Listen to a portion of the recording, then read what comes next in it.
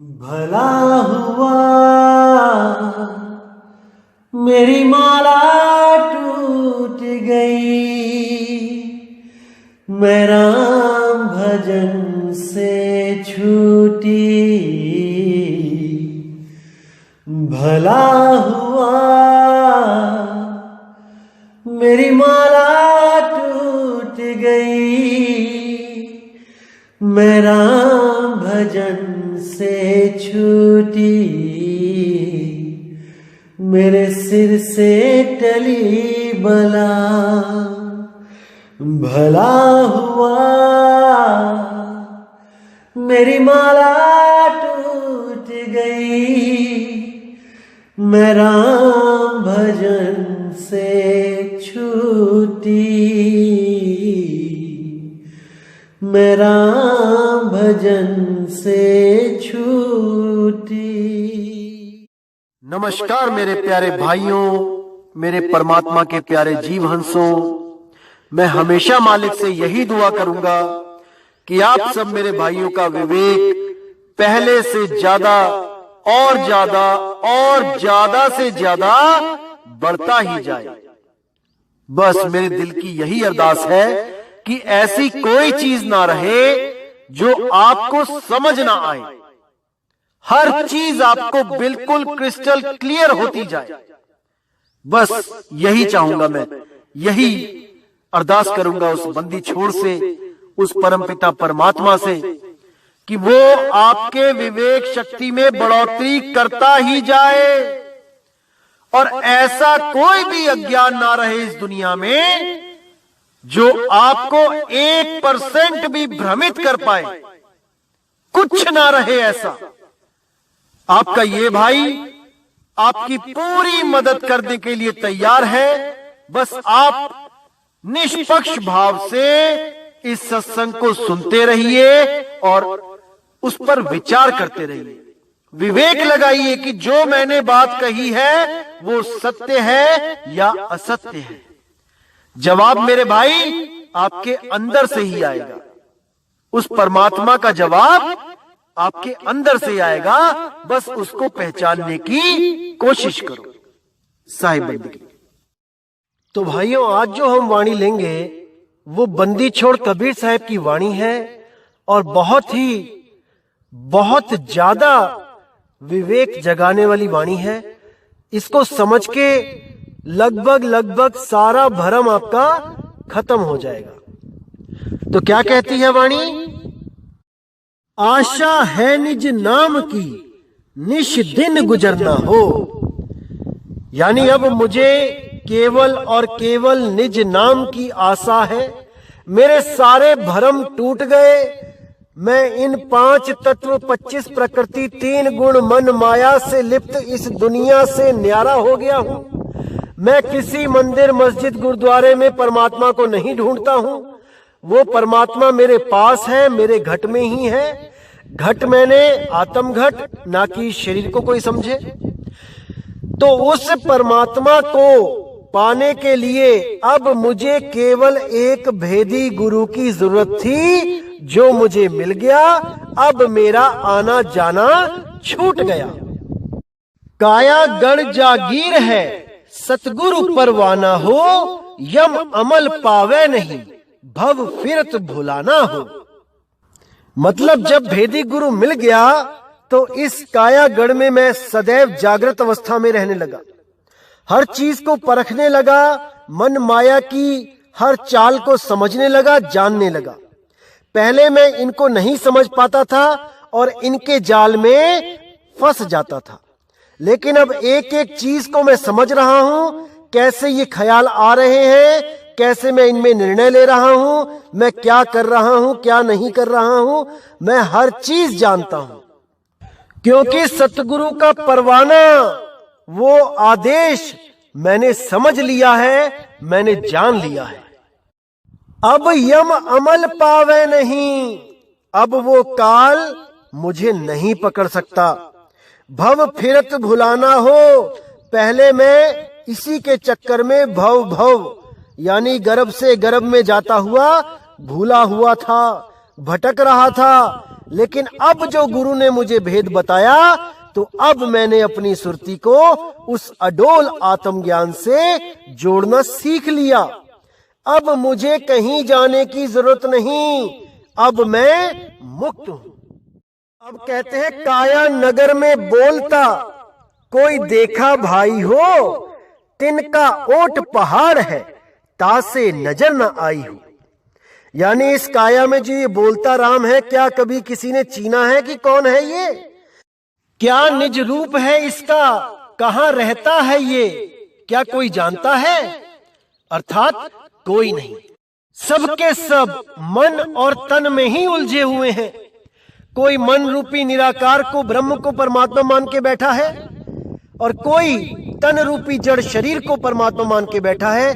उनकी मूर्तियों में, उनकी फोटो में, उनके चेहरों की आस में अपने जीवन को बर्बाद करने में लगे हैं। लेकिन इस आत्म राम को कोई नहीं चीन पा रहा है। जब तक भेदी गुरु नहीं मिल गया तब तक इस आत्म राम को कोई नहीं जान सकता, कोई नहीं जान सकता। और ये भेद बताने केवल और केवल परमात्मा आता है, बंदी छोड़ आता है। किसी आम आदमी की जो गर्भ से पैदा हुआ है उसकी इतनी हैसियत नहीं है कि वो इस आत्मज्ञान को लखा सके, क्योंकि वो खुद गर्भ में उल्टा लटक के आ रहा है। भाई वो खुद भक्ति करेगा तब मुक्त होगा, वो क्या किसी को मुक्त करेगा? आज समाज में बड़े बड़े पंथ चल रहे हैं और ये कोशिश करते हैं वो पंथ दुनिया को बताने की कि हमें कबीर साहब मिले। बड़े बड़े पंथ, और कुछ पंथ तो ऐसे हैं जो कबीर पंथी भी नहीं हैं, लेकिन ये कहने में भी नहीं हिचकिचाते कि हमें कबीर साहब मिले हैं। स्पष्ट बोलते हैं संगत को कि मुझे कबीर साहब मिले थे। अरे मेरे भाई, अगर तुम्हें कबीर साहब मिले थे तो तुम कबीर पंथी हुए कि तुम अपने ही पंथ चला बैठे? मुझे एक बात बता दो, जो मूल है, जब मूल तुम कबीर साहब को मान रहे हो कि कबीर साहब मुझे आके मिले, उन्होंने मुझे ज्ञान भेद समझाया, तो तुम कबीर पंथी कैसे नहीं हो? मुझे इतना ही बता दो। क्योंकि ये लोग केवल कबीर साहब का यूज करते हैं, उनके नाम को उपयोग में लाते हैं, यूज एंड थ्रो की पॉलिसी पे काम करते हैं। यानी उपयोग किया और फेंक दिया। यानी खुद को सत्य साबित करने के लिए उस सत्य पुरुष का नाम अपने पंथ से जोड़ा और अपना महा अज्ञान सुना के भ्रमित करके दुनिया को चले गए। और कोई पूछे कि क्या आप कबीर पंथी हो, तो बिल्कुल मना कर देंगे, नहीं नहीं भाई, हम कबीर पंथी नहीं हैं। अरे जिस कबीर ने आपको रास्ता दिखाया, अगर आप उसके पंथी नहीं हो तो किसके पंथी हो? काल के पंथी हो क्या? क्योंकि इस दुनिया में दो ही ताकत चल रही है, या तो कबीर या काल, तीसरा तो कोई बीच में है ही नहीं। तो जो कबीर साहब का नाम उसके पंथ के नाम से जुड़ने से भी परहेज कर रहा है, तो मेरे भाई समझ जाओ कि वो किसके साथ जुड़ा हुआ है।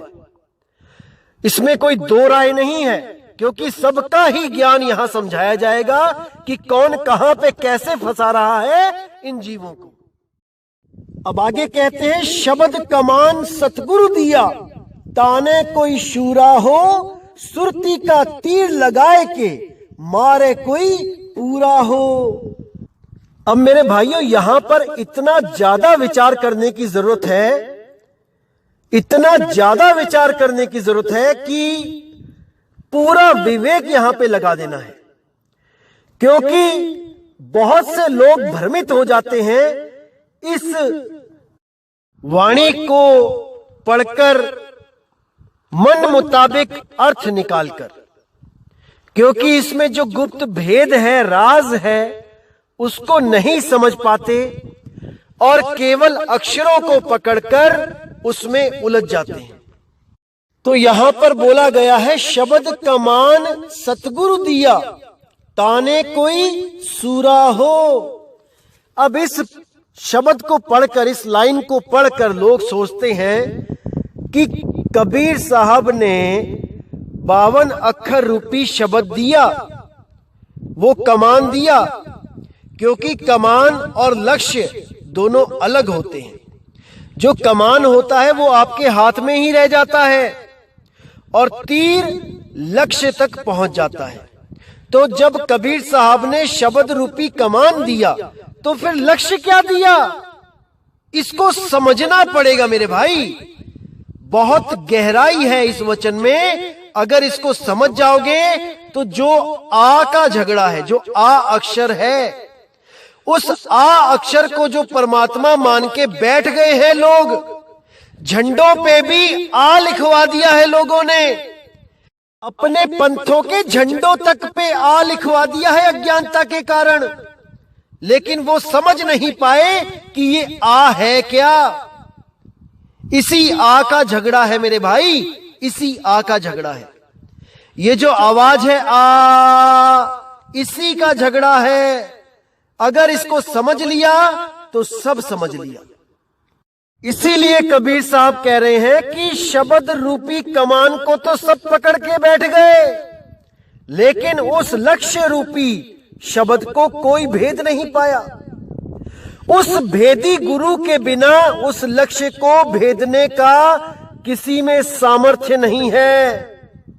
और जब तक वो अपने शिष्य को भेद ना बता दे उस परम लक्ष्य का, तब तक कोई भी शिष्य उस लक्ष्य को प्राप्त नहीं कर सकता। तो कहते हैं शब्द कमान सतगुरु दिया, ताने कोई शूरा हो, सुरती का तीर लगाए के मारे कोई पूरा हो। सुरती का तीर लगाए के यानी कि तीर को निशाने पे साधना है, ना कि तीर को कमान में साधना है। शब्द रूपी कमान भी है और शब्द रूपी लक्ष्य भी है, लेकिन सब के सब इस कमान रूपी आ में उलझे हुए हैं। लक्ष्य रूपी उस परमात्मा को कोई नहीं जान पा रहा। इसी आ को ग्रंथों में आकार बोला जाता है। आकार, जैसे अ ओ म को बोलते हैं अकार उकार मकार, सोहंग को बोलते हैं सकार हकार। अ ओ म सोहंग, अकार उकार मकार सकार हकार। कुछ पंथों में, कबीर पंथ में ये नाम भी दिए जाते हैं, मैंने आपको पहले भी क्लियर किया। तो इसी आ अक्षर आकार के लिए गीता में भी बोला गया है कि हे अर्जुन, अक्षरों में मैं आकार हूं और समासों में द्वंद्व समास हूं। मैं शाश्वत काल भी हूं और सृष्टाओं में ब्रह्मा भी हूं। अब ये जो आकार है ये ब्रह्म ज्ञान है। असल में ये ब्रह्म ज्ञानियों का ज्ञान है, ना कि पार ब्रह्म ज्ञान है। ब्रह्म से परे का ज्ञान नहीं है ये। और लाखों की गिनती में लोग इसी को परमात्मा समझकर इस आ से प्रेम कर बैठते हैं। यहां तक कि कुछ पंथों के द्वारा ये दुष्प्रचार भी किया गया इतिहास में कि मदन पंथ भी आ की ही पूजा करवाता है।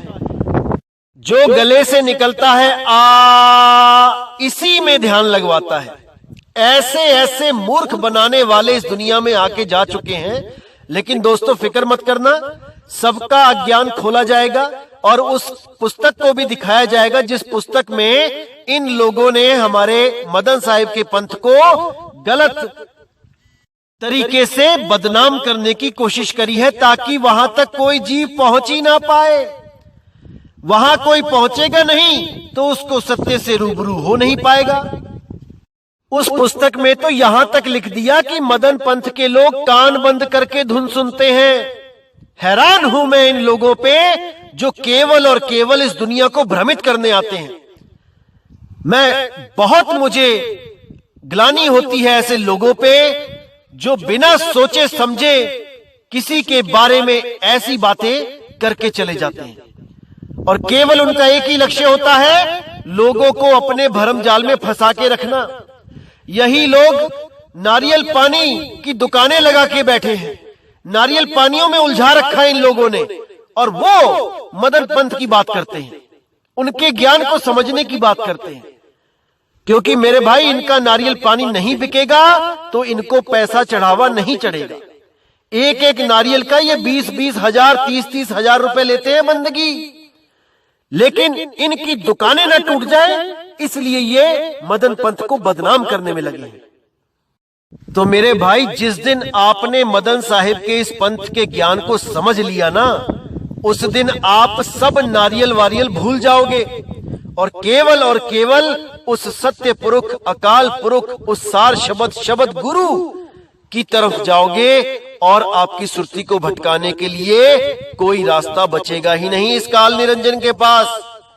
क्योंकि केवल मदन पंथ ही एक ऐसा पंथ है जो सुरती शब्द योग करवाता है, जिसके बीच में कोई रूहानी मंडल, कोई भूमिया, कोई चरण नहीं होते, सीधे शब्द और सुरत। लेकिन आपको उस शब्द को प्राप्त करने के लिए लायक होना पड़ता है, उस लायक बनना पड़ता है कि गुरु दया करके आपको वो शब्द लखा दे। ये सबके लिए नहीं है भाई कि कोई भी राह चलता आ जाए नाम लेने के लिए और गुरुजी उसको नाम दे देते हैं, ऐसा बिल्कुल नहीं है। इस बात को ध्यान में रखना, नाम अनमोल है। जब वो अनमोल है तो अनमोल दात ऐसे ही नहीं दे दी जाती किसी को, पहले उस लायक बनो। जैसे किसी राजा की कोई लड़की हो, बहुत सुंदर हो, तो उसकी शादी ऐसे ही नहीं कर दी जाती किसी के साथ, उसके लिए योग्य वर की तलाश की जाती है, स्वयंवर रचाए जाते हैं, तब जाके हजारों में कोई एक उसके लायक मिलता है और उसके साथ उसका विवाह होता है। इसी तरह लाखों हजारों लोगों में से कोई बिरला कोई एक आदमी शिष्य बनने के लायक होता है भाई। इसीलिए गुरुजी जल्दी किसी को शिष्य नहीं बनाते।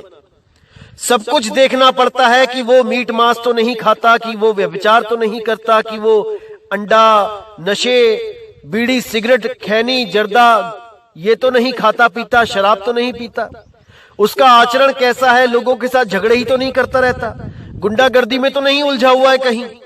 ये सब देखने के बाद, परखने के बाद उसको शिष्य बनाया जाता है और इसमें समय लगता है।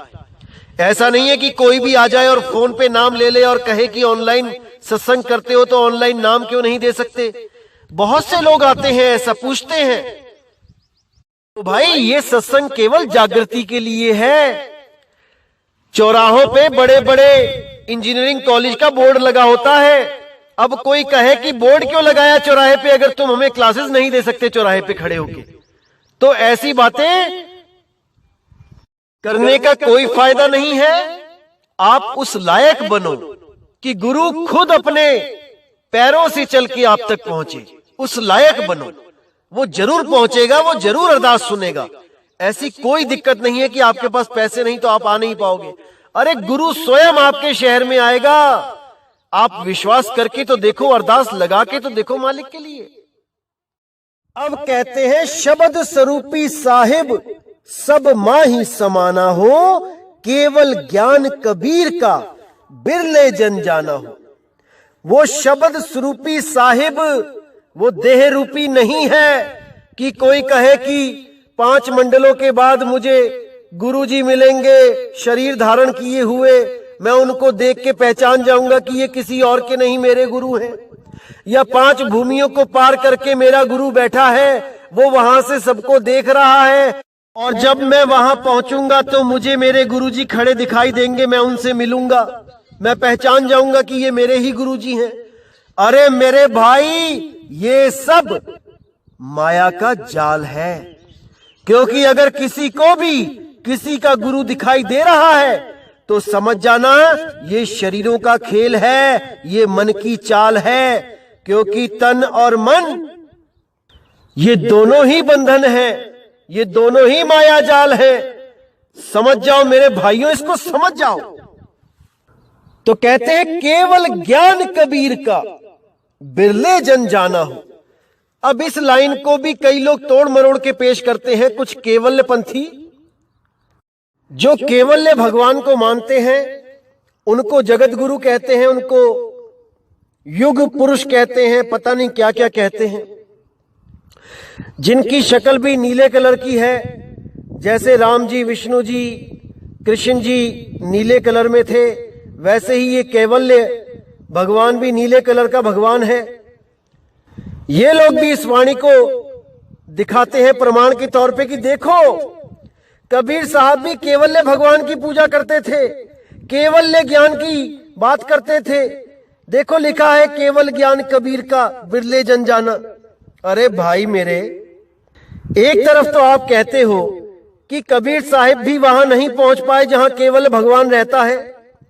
कबीर साहब का तो सतलोक बहुत नीचे रह गया, हमारा तो 33 मंजिल ऊपर बैठा है केवल्य भगवान। तो मेरे भाई, जब कबीर साहब वहां पहुंच नहीं पाए तो केवल्य ज्ञान कहां से लेके आ गए? उसको कैसे मानने लग गए जब वो उसको प्राप्ति नहीं कर पाए? उस भगवान को मान के फायदा क्या जिसकी प्राप्ति ना हो पाए? कहने का मतलब मूर्ख बना रखा है, मूर्ख। जिसको देखो बस मूर्ख बनाने में लगा है, और भोली जनता बेचारी समझ नहीं पा रही है कि कहां पर गलती हो रही है, कहां पे गलती हो रही है। विवेक नहीं जाग पा रहा है। केवल इसीलिए ये अधूरे गुरु सबको मूर्ख बनाने में लगे हैं। जिस दिन मेरे भाइयों आप जाग गए ना, उस दिन आपको कोई भ्रमित करने वाला इस दुनिया में नहीं रहेगा। बस आप विवेक करना सीख जाओ कि कैसे विवेक लगाया जाता है वाणियों पे। यहां पर बोलने का बिल्कुल ये मतलब नहीं है कि किसी केवल्य भगवान की पूजा करनी है। यहां पर मतलब है केवल ज्ञान कबीर का बिरले जन जाना, यानी बाकी ज्ञानों में तो भीड़ लगी है। बाकी जितने भी पंथ धर्म देख लो, लाखों करोड़ों अरबों लोग जुड़े हुए हैं, लेकिन कबीर पंथ में भी पहले तो इतनी शाखाएं हैं कबीर पंथ की कि नकली नाम देने वाले कितने गुरु हैं इसकी कोई गिनती नहीं।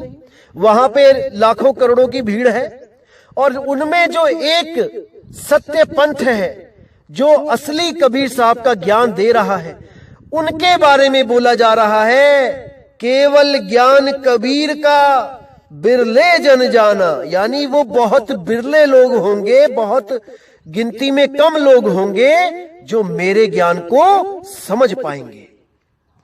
अरे लाखन में कोई समझ न पाई है, कोटि मध्य जानेंगे, कहे कबीर सुनो भाई साधो, मुझे बिरले हंस पहचानेंगे, मुझे बिरले हंस पहचानेंगे। और आपको एक चीज और बताना चाहूंगा मेरे भाइयों, कि मैंने जो पीछे 5 मुद्राओं वाली जो मैंने सत्संग किया था, ऑडियो बनाई थी, उसमें जो एक शब्द मैंने आपको बताया था कि वहां पर काल के दूतों ने मिलावट करी है, उन्मुनी रहनी कर दी है वहां पे उन्मुनी मुद्रा के ऊपर। तो किसी एक मंद बुद्धि भाई ने वहां पर मेरी बात को काटते हुए बोला कि वहां पर उन्मुनी की जगह उन्मुन लिखना चाहिए था, गलती हो गई थी, मिसप्रिंट हो गया था, लेकिन वहां पे उन्मुन ही है। तो मैं उस भाई को थोड़ा सा और विवेक देना चाहूंगा कि अभी जिस कुएं में तुम बैठे हो और जिस कुएं को तुम महासागर समझ बैठे हो, उस कुएं से थोड़ा सा बाहर निकलो, दुनिया बहुत बड़ी है, दिखाई देने लग जाएगी। मुझे पूरी उम्मीद है कि आज उसको ये उसके भरम का जो चश्मा उसने पहन रखा है, आज वो चश्मा उतर जाएगा और दोबारा कभी ऐसी बिना सिर पैर की बातें करने से पहले 100 बार सोचेगा। उसने 2 बहुत जबरदस्त बातें बोली हैं, मैं उसका जवाब देना चाहूंगा और बड़ी सोच समझ के अच्छी तरह देना चाहूंगा। कोई इसमें राग द्वेष नहीं है, वो भी अपना ही भाई है। तो मैं उस भाई को बताना चाहूंगा कि मेरे भाई, जो उन्मुन और उन्मुनी दोनों शब्द हैं, ये एक दूसरे से रिलेटेड हैं। जैसे खुश और खुशी, दुख और दुखी, हंस और हंसी, इसी तरह उन्मुन और उन्मुनी। जो उन्मुन शब्द है ये कोई आम शब्द नहीं है, आम भाषाओं में, आम बातचीत में इसको यूज नहीं किया जाता है। 99% लोगों ने तो पहली बार सुना होगा कि उन्मुन या उन्मुनी शब्द क्या होता है, जो योग से रिलेटेड नहीं है। जो योगी पुरुष नहीं है वो इस शब्द को नहीं जानते। असल में उन्मुन होता है मौन हो जाना, चुप हो जाना। ये जितने मौनी बाबा हैं जो चुप हो जाते हैं वो उन्मुन मुद्रा में ही हैं, उन्मुनी मुद्रा में ही है। लेकिन मौन होना शुरुआत है और जब लगातार मौन होके या किसी भी एक स्थान पर चुप रह के ध्यान लगाने से वो पक जाते हैं, तब उनकी अवस्था उन्मुनी अवस्था कहलाती है, उन्मुनी रहनी कहलाती है। अब कौन समझाए इन कम अकल इंसानों को? मैं तो थक गया हूं बता बता के, लेकिन पता नहीं क्यों ये अपने विवेक को किसी कुएं में फेंक के आ जाते हैं सत्संग करने। हैरान होता हूं मैं इन बातों को देख के कि मन में इतनी ईर्ष्या द्वेष है कि केवल बस नहीं चलता, नहीं तो ये गालियां भी देने लग जाए अपने YouTube चैनलों पे। बस नहीं चल रहा इनका और बातें करते हैं मोटी माया और झीनी माया की। अरे तुम तो माया से निकल जाओ बाहर। ये जो झीनी माया है कूट कूट के भरी है तुम्हारे अंदर, ये स्वाध्याय वाले महात्मा जी। क्योंकि केवल और केवल अहंकार में जीना चाहता है हर जीव कि वो गलत सिद्ध ना हो जाए, वो अधूरा सिद्ध ना हो जाए। भले उसके सामने सत्य पूरा पड़ा हो, लेकिन फिर भी वो उस सत्य को असत्य घोषित करने में लगा रहता है, क्योंकि उसके स्वाध्याय को ठेस लगती है, क्योंकि उसके अहंकार को ठेस लगती है। तो साहिब ने लताड़ा है उन उन्मुन लोगों को जो उन्मुन अवस्था में रहते थे, मौनी बाबा बन के रहते थे। कबीर साहब ने बोला, अरे तुम मुंह से 52 अक्षर नहीं निकालते हो, इसको बंधन समझते हो, और जब तुम लिख लिख के पर्चियों पे अपना जो इच्छा है वो जाहिर करते हो कि मुझे क्या चाहिए क्या नहीं। अरे पर्ची पर भी तो 52 अक्षर लिख रहे हो मौनी बाबा, तो 52 से न्यारे कैसे हुए? नहीं हुए। आज भी कई लोग देखेंगे, आप जो योगी पुरुष हैं वो मेरी बात को समझेंगे 1 मिनट में। आज भी कई लोग जो सुदर्शन क्रिया करते हैं, जो बड़े बड़े संस्था चल रही है सुदर्शन क्रिया करवाने की, वो भी अपने शिष्यों को मौन होने को बोल देते हैं। 2-2, 3-3, 4-4 दिन वो मौन अवस्था में रहते हैं, उसी को उन्मुन अवस्था कहा जाता है। और यही अवस्था जब पक जाती है तो ये उन्मुनी रहनी कहलाती है। अब इन मूर्खों को कौन समझाए? मैं तो हार चुका हूं भाई। लेकिन चलो, परमात्मा की दया है, एक दिन इन पर भी मालिक की दया होगी। असल में दिक्कत क्या है? क्योंकि ये लोग गुरु पर विश्वास नहीं करते। ये कहते हैं कि जो स्वयं से ज्ञान हो जाए वही सत्य है, भले वो अधूरा हो जाए, वो गलत हो जाए, इससे कोई लेना देना नहीं, लेकिन गुरु से ज्ञान नहीं प्राप्त करना इन लोगों ने। यहीं पर ये लोग मात खा जाते हैं। इन्हीं को कबीर साहब ने निगुरा बोला है, निगुरा। ये लोग निगुरे हैं, और निगुरे के दर्शन करने के लिए कबीर साहब ने बोला है, लाख पापी का भार। जो इन निगुरों का सत्संग सुनते हैं, जिनका खुद कोई गुरु नहीं है, उन लोगों पे लाख पाप का भार चढ़ जाता है, क्योंकि वो सत्य तो बता ही नहीं सकता। जब सत्य नहीं बता सकता तो मुक्ति नहीं दे सकता, तो जितना पाप किया है वो भोगना ही पड़ेगा मेरे भाई। अपना तो भोगना ही पड़ेगा, और जो 2-4 लोगों को, 5-10 लोगों को, 20-50 लोगों को हम और जोड़ेंगे उनके साथ, उनके सत्संग शेयर कर करके कि देखो कितनी अच्छी बात कर रहा है, तो उन लोगों का जो जन्म बर्बाद होगा उसका भी पाप तुम्हारे सिर पे लगेगा। उनका भी जन्म खराब करने का कारण तुम ही बनोगे, तो उनका पाप भी तुम्हें भोगना पड़ेगा, क्योंकि गलत रास्ता बताने वाला भी पापी होता है। अगर सही रास्ता नहीं पता तो गलत भी मत बताओ मेरे भाई। तो इसीलिए बोला गया है, लाख पाप का भार है जो निगुरों का सत्संग सुनते हैं, उनकी शक्ल भी देखते हैं। इसीलिए साहिब ने बोला, सेवा को 2 ही भले, एक संत एक राम, राम है दाता मुक्ति का, संत जपावे नाम। अब यहां पर 2 की बात करी साहिब ने, और ये लोग कहते हैं कि नहीं, एक है, बस एक ही है। उस परमात्मा से प्रेम कर लो, गुरु की जरूरत नहीं है। अरे गुरु तो पाखंडी होते हैं, गुरु तो पैसों के भूखे होते हैं, गुरु तो ये करते हैं, गुरु तो वो करते हैं। अरे मेरे भाई, 5 उंगलियां एक सी नहीं होती हैं। अगर किसी शहर में 5-10 बसें एक्सीडेंट हो जाएं तो वहां पर लोग बसों में सफर करना नहीं छोड़ देते। कि बसों के तो एक्सीडेंट हो जाते हैं। अरे जो गुरु अधूरा है उसका एक्सीडेंट होगा ही होगा। जो गुरु अधूरा है वो जेल में जाएगा ही जाएगा। लेकिन जो पूर्ण साधु हैं वो ऐसा कोई कर्म करते ही नहीं कि उनको जेल का मुख देखना पड़े। अरे वो तो दुनिया से विरक्त रहते हैं भाई, दुनिया में रहते हुए भी दुनिया से विरक्त रहते हैं। इन अवस्थाओं को तुम नहीं समझ सकते। 4 किताबें पढ़ के सोहंग मंत्र निकाल के बैठ गए कि यही सार नाम है। ऐसे सार नाम मिल गया तब तो पढ़े लिखों को ही किस्मत में है सार नाम। अनपढ़ तो बेचारे यहीं धक्के खाने के लिए पैदा हुए हैं। शर्म नहीं आती है इन लोगों को ऐसी ऊल जुलूल बातें करते हुए कि खुद ही किताबें पढ़ लो, खुद ही ज्ञानी बन जाओ। अरे कबीर साहब कहते हैं, पोथी पढ़ पढ़ जगमुआ, भयो ना पंडित कोय, 2.5 आखर प्रेम का, पढ़े सो पंडित होए। अब यहां पर प्रेम की बात करी है उन्होंने कि सत्संग से प्रेम करो, गुरु से प्रेम करो, परमात्मा से प्रेम करो। वो सत्संगों के माध्यम से ही मिल सकता है और कहीं किताबों में नहीं छुपा बैठा वो कि कोई मंत्र किताबों में लिख दिया। अगर किताबों में ही मंत्र होता तो पूरी किताब में एक ही नाम बार बार लिख दिया जाता ताकि कोई ढूंढना भी ना पड़ता किसी को। शुरू से लेके आखिर तक सोहंग सोहंग सोहंग ही होता फिर, और सोहंग से ही मुक्ति हो जाती सबकी। इतना कुछ लिखने की जरूरत नहीं पड़ती कि आदि नाम है सत्य कबीरा। कहां चला गया तुम्हारा सोहम जब सामने लिखा है आदि नाम है सत्य कबीरा? तो सोहम को तो पकड़ के बैठ गए लेकिन सत्य कबीर का भेद नहीं प्राप्त कर पाए मेरे भाई। इसीलिए कहते हैं गुरु धारण कर ले, 84 से बच जाएगा, भ्रमों से बच जाएगा, सुधर जा, अभी टाइम है साहिब बंदगी।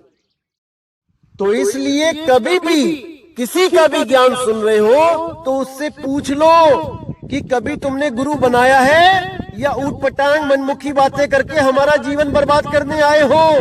पूछ लो, क्योंकि जिसका कोई खुद गुरु नहीं है वो किसी का गुरु नहीं बन सकता, और बिना गुरु के मोक्ष नहीं मिल सकता, बिना गुरु के कोई रास्ता नहीं दिखा सकता। ये जो आज निगुरे लोग भी गुरु बन के बैठे हैं, अरे ये भी तो रास्ता दिखा रहे हैं। जब इनको किसी ने रास्ता नहीं दिखाया तो आपको कैसे दिखा सकते हैं? इनके जाल से बच जाना मेरे भाई, अगर इस अनमोल जीवन को नष्ट नहीं करना चाहते हो तो दोस्तों एक बात और बताना चाहूंगा।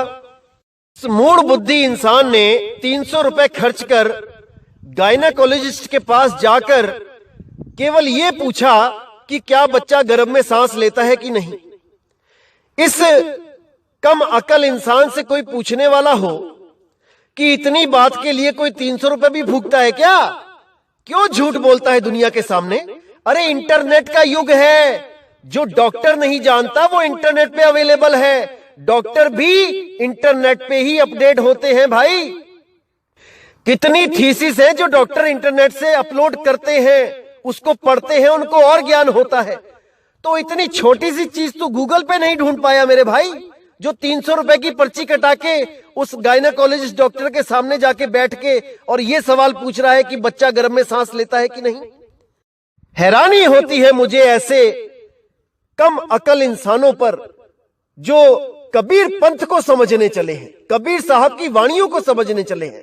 हैरानी होती है मुझे, क्या बोलूं मैं इन लोगों को। अपने ही भाई हैं, क्या कर सकता हूं मैं, लेकिन समझ नहीं रहे हैं ज्ञान को और 84 की तरफ बढ़ते ही जा रहे हैं। तो दोस्तों मैं इंटरनेट से ही आपको डाउनलोड करके देता हूं, जिसमें अगर आप अंग्रेजी जानते हैं तो बिल्कुल स्पष्ट लिखा है, आप पढ़ सकते हैं कि बच्चा गर्भ में सांस नहीं ले सकता। उसको जितनी भी सांस दी जाती है वो मां के द्वारा दी जाती है, पाइप के द्वारा। और अगर उस बच्चे के फेफड़े सही से डेवलप ना हो पाए तो गर्भ में तो छोड़ो, गर्भ के बाहर आकर भी वो सांस नहीं ले सकता। अरे कम अकल इंसानों, समझ जाओ इस बात को, समझ जाओ, लोगों को भरमाओ मत। तो मेरे भाई हर चीज आपके सामने प्रूफ होगी और प्रमाणों के साथ होगी, बस आपने विवेक लगाए रखना है। और ऐसे काल के दूतों से, ऐसे अधूरे गुरुओं से या गुरु बनने की जो चेष्टा करते हैं, ऐसे लोगों से बच के रहना है, क्योंकि सत्य को कोई काट नहीं सकता। सत्य सत्य है मेरे भाई, जितना मर्जी चीख लो, उस सत्य को कोई फर्क नहीं पड़ता, क्योंकि सत्य ही परमपिता परमात्मा है। सत्य ही केवल और केवल ध्यान करने योग्य है। सत्य ही केवल सिमरण के योग्य है। तो मेरे भाइयों, सत्य पे अटल हो जाना है, सत्य की ही साधना करनी है और सत्य की ही प्राप्ति करनी है। इसके अलावा सब झूठ है, हर चीज झूठ है मेरे भाई। बस सत्य को जान लो और आप मुक्त हो। तो दोस्तों, इसी के साथ मैं अब ये सत्संग समाप्त करता हूं और पूरी उम्मीद करता हूं कि इस सत्संग से आपके विवेक में बहुत बढ़ोतरी हुई होगी और परमात्मा की दया आप तक जरूर पहुंचेगी। तो दोस्तों, सत्य कड़वा होता है, मैं जानता हूं, लोगों को दुख भी होगा इन बातों को सुनकर, लेकिन मेरे भाई, ये कड़वी दवाई तुम्हारी बीमारी को ठीक करने के काम आएगी। इसलिए इसको दवाई समझ के ग्रहण कर लो। साहिब बंदगी सतनाम। तो दोस्तों, अब मैं विदा चाहूंगा। जय गुरु बंदी छोड़ वैराग साहिब, जय गुरु बंदी छोड़ साधु शरण साहिब, जय गुरु बंदी छोड़ बाबा मदन साहिब जी, मेरे गुरु अंगद देव जी, मेरे गुरु नानक देव जी, मेरे रविदास जी महाराज जी, मेरे सब संत। जय जय सतगुरु बंदी छोड़ कबीर साहिब की सदा ही जय हो, सदा ही जय हो मेरे मालिक की। साहिब बंदगी सतनाम।